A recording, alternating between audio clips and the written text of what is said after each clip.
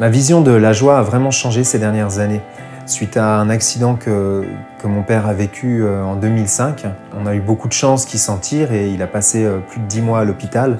On est allé le voir tous les jours en famille et à chaque fois qu'on allait le voir, on s'est dit mais on a de la chance qu'il soit là.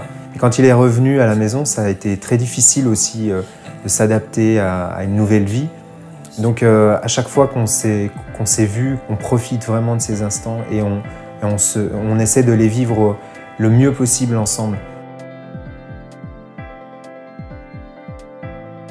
C'est pas toujours facile quand on se retrouve en famille, hein. Il peut y avoir des disputes, des discussions difficiles, mais nous voilà, depuis cette époque-là, on a fait le choix de vraiment vouloir être ensemble et respecter la différence, les difficultés des uns et des autres et de se soutenir et de privilégier la rencontre et les temps ensemble.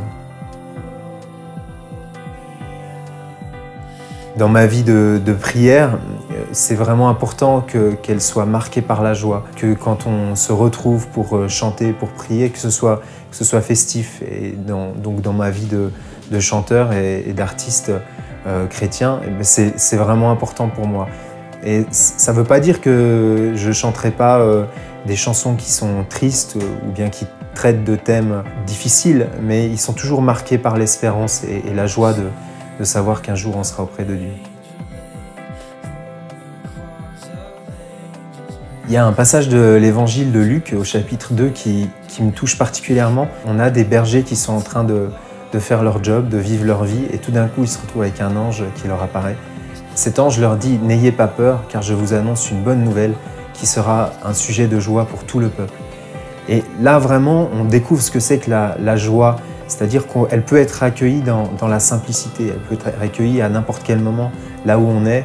Ces bergers, ils sont en train de vivre leur vie, de faire ce qu'ils ont à faire, et tout d'un coup, la joie leur est annoncée, une bonne nouvelle, et par un ange. On a peut-être à être aussi ces anges qui vont à la rencontre des autres, dire qu'il ne faut pas avoir peur, que tout n'est pas perdu, qu'on peut avoir une espérance, qu'on peut vivre la joie là où on est, dans notre entourage. Là où on se trouve, on peut donner de la joie. Même si c'est par petits bouts, même si c'est très simple, même si c'est très discret,